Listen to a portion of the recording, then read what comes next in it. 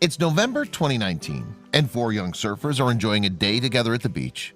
But after stepping away from the waves for a quick break, the group then catch sight of something in the water. Two swimmers are struggling to keep themselves afloat, leaving the teenagers with a very difficult decision to make. For some people, there are few things more relaxing than spending time out in the sea. Whether they're swimming or surfing, these activities can be incredibly enjoyable if the conditions are right. The aforementioned teens know all about that, as they took to the water on Veterans Day in 2019. The group was made up of four boys named Adrian York, Narayan Weibel, Taj Ortiz Beck, and Spenson Stratton. They were all high school students at the time, sharing a real love of soccer and surfing. Alongside that, Stratton, York, and Weibel showed interest in another activity too, as we're about to discover. York was a qualified lifeguard, while Stratton and Weibel had done some training in the field over the summer. So on that note, they looked to put their skills to the test on that fateful day in November 2019, when they spotted the struggling swimmers. Yet, due to the conditions, the teens had to make a rather terrifying choice. For those of us who like to keep our fitness levels up, swimming can be a worthwhile option. After all, a few laps around the pool can do wonders for our bodies in the long run. But if given a choice, not everyone would opt for a trip to their local baths. There are those who look for an alternate option to an indoor dip. Indeed, some individuals might prefer to travel down to a nearby beach and take a swim in the sea. Compared to the controlled environment of a swimming pool, the open water can present more of a challenge thanks to the ever-changing conditions. Keeping that in mind, though, you also need to be aware of the dangers that come with it. One of the biggest threats to your safety in the ocean comes from something called a rip current. This type of water current causes problems for lifeguards across America throughout the year, as unsuspecting swimmers can get caught in them. From there, they have to be careful as to what they do next. Given the dangers that rip currents pose, the National Ocean Service revealed more about them via its official website. In addition to that, the agency also noted what swimmers should do if they find themselves in the grip of one. As it turns out, you have to stop yourself from doing the obvious thing in that situation. The post read, "Rip currents are powerful, narrow channels of fast-moving water that are prevalent along the east, Gulf, and west coasts of the U.S., as well as along the shores of the Great Lakes. Moving at speeds of up to 8 feet per second, rip currents can move faster than an Olympic swimmer. Panicked swimmers often try to counter a rip current by swimming straight back to shore," the post continued, "which puts them at risk of drowning because of fatigue." At that point, the National Ocean Service then offered up some advice, while sharing an eye-opening bit of information on the subject as well. The post added, "Lifeguards rescue tens of thousands of people from rip currents in the U.S. every year. But it's estimated that 100 people are killed by rip currents annually. If you're caught in a rip current, don't fight it. Swim parallel to the shore and swim back to land at an angle." Unfortunately for one family, their patriarch suffered a tragic fate in the water over the summer of 2019. You see, Fred Pepperman was on holiday with his relatives in Florida during that period. A resident of Tennessee, he and his wife Julia were the proud parents of 4 daughters named Mallory, Catherine, Grace, and Olivia. Fred's family eventually traveled to one of the local beaches in Seacrest. The dad then relaxed on the sand alongside his sister-in-law. Meanwhile, his youngest daughter Grace took to the sea, and she was soon pulled away by what's known as a riptide. This can be confused with a rip current, but the two aren't the same.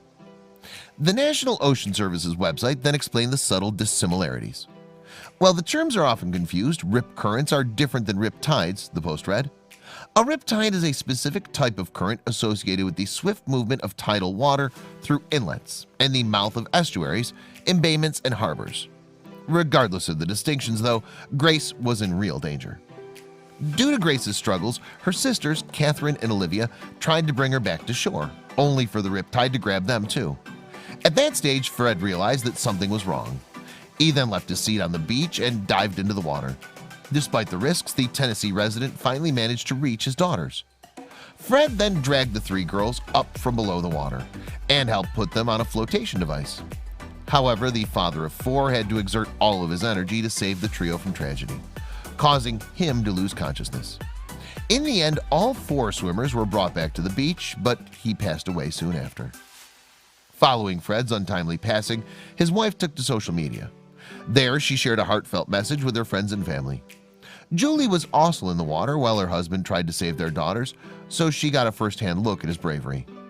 On that note, the mom of four couldn't help but laud his heroic display despite the devastating outcome. "Thank you to everyone for your thoughts and prayers," Julie wrote on Facebook in July 2019. At around 12:30 p.m. on July 14, 2019, Fred Pepperman gave his life to save his family. If it wasn't for his efforts, Grace and Olivia definitely would have been lost, and Catherine and myself probably would have been lost. Continued Julie, "Fred was amazing, selfless, tireless, and committed to making sure we were all out of the water. Once we were safe, he was simply too exhausted to worry about himself. His body was worn out." The mother then shared some more kind words about her partner before making a heartbreaking revelation. As the Facebook post went on, Julie reiterated that Fred was a selfless individual throughout their time together. She was introduced to her future husband during her teenage years, with their relationship blossoming over the next 3 decades. In fact, they were set to celebrate a landmark occasion a few days after the tragedy. "Next Friday, the 26th, would have been our 28th wedding anniversary," Julie explained. "Fred was my love and a wonderful father to our children. You did good, Freddie. Our girls are safe. You saved your family. You're a good man through and through. We love you and our hearts are breaking." Julie's emotional Facebook post then came to a close, drawing a big reaction on social media. Indeed, her words earned over 1,400 likes and more than 175 shares, while also generating close to 600 comments. The huge online response didn't end there, though, as we're about to find out. A short time after Julie posted that message on Facebook, a GoFundMe page was started for the family. Much like the aforementioned post, the page included a touching tribute to Fred and his heroic efforts for that horrible day. Alongside that, it also explained why the fundraiser had been set up. "Freddie was the true embodiment of integrity, honor, and selflessness," the post read. "He died for the greatest purpose in life, his children. We're setting up this page as a tribute to a great man and also to hopefully assist his wife in putting the girls through school and college." In keeping with that, the page had a $50,000 goal, which was eventually surpassed thanks to more than 570 donations. As it stands, over $52,000 has been raised, with people looking to do their part in helping the family. Meanwhile, another water current tragedy threatened to occur a few months later. As we previously mentioned, a group of young surfers were enjoying the waves on Veterans Day in 2019. And following a couple hours in the water, Adrian York, Taj Ortiz Beck, Narion Weibel, and Spencer Stratton eventually settled on Trinidad State Beach. This picturesque area can be found in the north of California. The conditions were somewhat foggy at the time as Weibel, Stratton, York, and Ortiz Beck took a quick break. Yet while the teenagers were chilling out, they heard a rather troubling noise from the water. Given the fog, they couldn't pinpoint the exact location of the sound to begin with, but that soon changed. Before long, York and his 3 friends spotted 2 people in the water, struggling to stay afloat. They were, as it turned out, caught in a rip current and couldn't escape its pull. Due to the pair's predicament, the high school students needed to make a big decision about what to do, especially after what happened in Florida that summer. Thankfully for the swimmers, though, York and company didn't take long in making their choice. The former had already earned his stripes as a qualified lifeguard, while Stratton and Weibel gained some experience from a previous course. As a result of that, they looked to put their skills to the test. Speaking to the Washington Post newspaper, Weibel recalled the moments when his friends decided to help. He said, "We all looked at each other and knew these guys were about to drown." From there, he made his way over the 2 swimmers with Ortiz Beck and Stratton, while York stayed behind. Unaware of the duo's condition, York got the attention of someone on the beach, asking them to contact the emergency services. While he did that, his 3 friends finally reached the stricken swimmers, who turned out to be brothers. And unlike Ortiz Beck, Stratton, and Weibel, they weren't dressed in wetsuits, which added to the issue. "We told the brothers, 'Calm down, we got you,'" Weibel continued. "Being out in that cold water without a wetsuit is like taking an ice bath. They were having a hard time keeping their heads above water and thought they were going to die." Both he and Stratton then attended to the other sibling, leaving Ortiz Beck with the younger guy. In the end, Weibel, Stratton, and Ortiz Beck were joined by York in the water as he helped them back to the beach. The rescue was fairly swift, and the brothers returned to their concerned family unharmed. As for how this happened, the pair swam a fair distance from the shore, which led to the rip current taking hold. Following that dramatic day, a fellow California lifeguard named Dylan Clevenger shared his thoughts on the situation. He'd formed part of the group that answered the initial call from the beach and assisted the teenagers once they returned with the stricken swimmers. According to Clevenger, the brothers were incredibly fortunate. The water was a chilly 51 degrees, Clevenger told the Washington Post in November 2019, and because the brothers weren't particularly strong swimmers, they weren't able to stay afloat. When we get a call like this one, it's usually too late by the time we get there. People can get hypothermia and drown out here in seconds. Clevenger then switched his focus back to the 4 teenagers who initiated the rescue on Trinidad State Beach. He was quick to lavish them with some high praise, especially after discovering that York, Stratton, and Weibel were interested in the lifeguard profession. Yet his thoughts on the matter didn't end there. There's no doubt in my mind those guys would have drowned without the surfers' quick intervention, Clevenger added.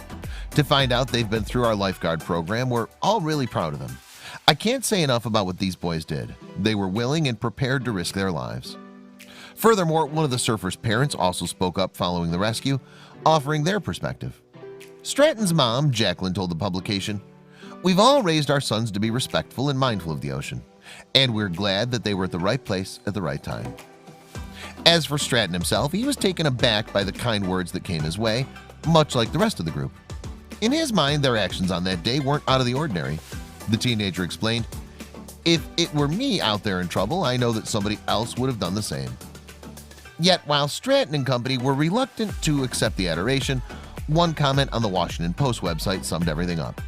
The user wrote, "Way to go, guys.